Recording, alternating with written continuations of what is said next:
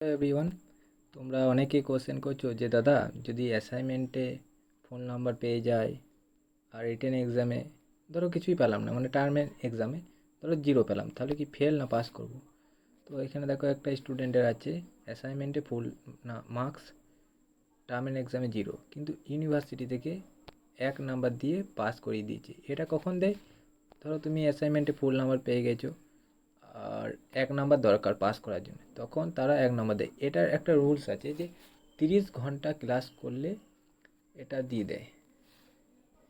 তো এটা কি এরা দেখে যে 30 ঘন্টা ক্লাস করেছো কি না, কতদিন এসছো কি না? কোনো কিছু দেখা হয় না, এটা দিয়ে দেয় যাতে স্টুডেন্ট পাস করে যায়। তো পাস করেছে এর প্রুফ কি? দেখো ডি পেয়েছে। ফেল করলে কি দেখা থাকতো? এখানে এফ লেখা থাকতো, এফ।